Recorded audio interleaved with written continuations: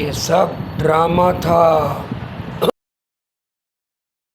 ایران امریکہ معاہدہ پہلے ہی راؤنڈ میں طے پا چکا تھا، صرف عوام کے لیے ٹوپی ڈرامہ تھا تاکہ دونوں ملکوں کے عوام مطمئن رہیں۔ 3 مرحلہ معاہدہ۔ ٹرمپ کہتا ہے تم ہرمز پر قبضہ رکھو، میں محاصرہ کروں گا، تم دکھاوے کے لیے کھول دینا۔ پھر مذاکرات کے دوسرے دور میں ہم دونوں ہرمز کو آزاد کر دیں گے۔ ٹرمپ کے سامنے آیت اللہ لکھتا ہے ہم ایٹم بم نہیں بنائیں گے، ہمارے پاس جو ہے کسی دوسرے ملک کو دے دیں گے اگر امریکہ پابندیاں اٹھا لے۔ ٹرمپ کہتا ہے امریکہ ایران کے 20 ملین کے اثاثے چھوڑ دے گا۔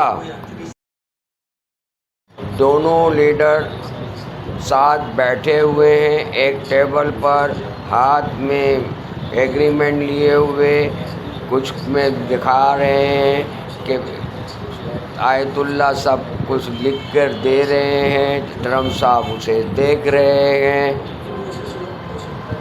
اور پھر ٹرمپ صاحب خود ڈیل پر دستخط کر رہے ہیں۔ جو کچھ لکھا ہے، جو کچھ سمجھا ہے، یہ اسلام آباد اکارڈ کا نتیجہ ہے۔ امریکہ ایران وار، پاور پالیٹکس۔